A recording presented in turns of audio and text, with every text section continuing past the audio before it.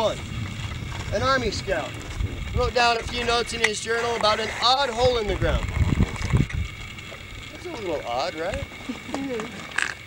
But he didn't think too much of it and moved on.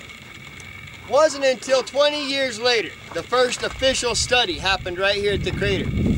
People started finding meteorites all the way around the crater. So the chief geologist of the USGS, named Carl Gilbert, arrived here to actually test the theory that this might be a meteorite impact crater. Gilbert thought in order for a meteorite to form this crater, that meteorite would have to be the same size as the floor of the crater, still down there. So, believing there should be a large iron body just below the floor of the crater, he did an old-fashioned magnetic survey.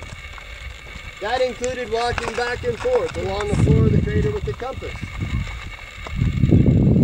No deviation on his compass, so he said, there's no evidence to suggest that there's a large iron meteorite inside the crater.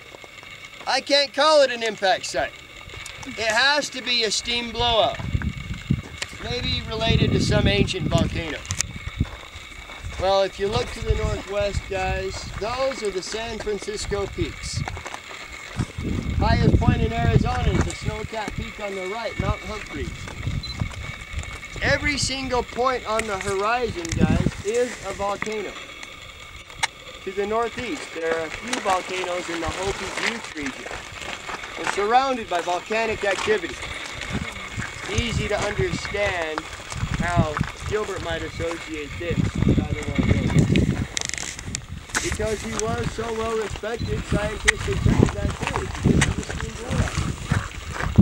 blowout. However, a mining engineer from Philadelphia didn't agree. His name was Daniel Merle Beringer. Arrived here in 1902. After taking a good look at the crater, noticing the complete lack of any volcanic activity, the abundance of meteorite material being found outside the crater, Beringer thought this had to have been caused by a meteorite impact. And just like Gilbert, he thought that meteorite was about the same size as the floor of the crater. Well, as a businessman, he was a little bit excited. The difference between him and Gilbert is he thought the meteorite was deeper than Gilbert thought it was. And being a mining engineer, he was going to be the man to find it. So he raced home to Philadelphia, formed Standard Iron Company. Then he went to Washington, filed for 4 mining claims at the federal government because Arizona wasn't even a state at that time. This was all federal land. He got a few investors on board by telling them inside the crater is an estimated 10 million tons of iron nickel. His goal is to drill down, mine down, locate that large meteorite, excavate it out somehow, smelt it down and sell it for profit. A little ambitious, right? Well guys, in 1903, right near the center of the floor of the crater, the area surrounded by white and that square fence. Guys, that's mine shaft number 1. That mine shaft goes down 180 feet where it hit the water table. No large meteorite down that mine shaft, so Beringer tried drilling and digging more mine shafts along the floor of the crater. Each time with the same result, no large meteorite. Originally, Beringer thought the meteorite had fallen straight down. After so many failed attempts inside the floor of the crater, he did decide maybe it came in at an angle. Maybe it came in from the north. Maybe it's underneath the south wall of the crater. You all see that red streak that comes down the south wall? Tailings from the last drill hole. That drill hole starts at the top. Goes down 1,376 feet. Where the drill bit became permanently stuck. And he hoped it was a meteorite. In fact, there's a nice picture inside the museum. And his plans to drill down and excavate it out.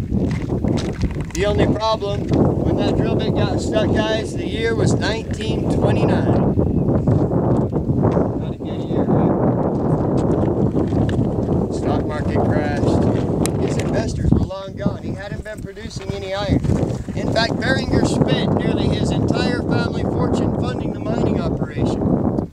For over 25 years, he dug holes and drilled holes, never finding the meteorite he thought would still be down there. Well, guys, when the cable broke in 1929, Beringer said, "That's it, no more mining." He went home to Philadelphia and he died that same year of a massive heart attack.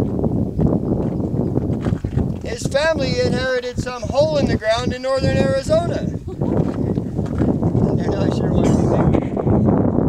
Well, guys, while the mining was taking place, Arizona finally became a state in 1912. The Grand Canyon was turned into a national park in 1919.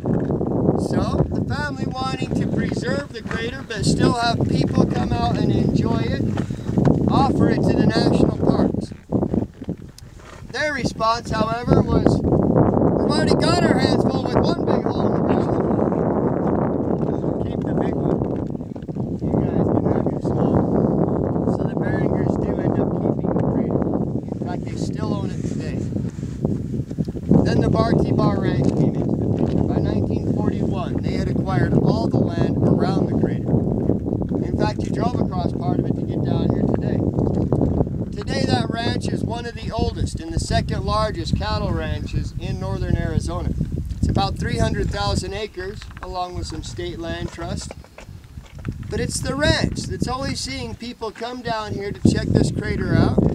So they approach the Beringers, and they work out an agreement.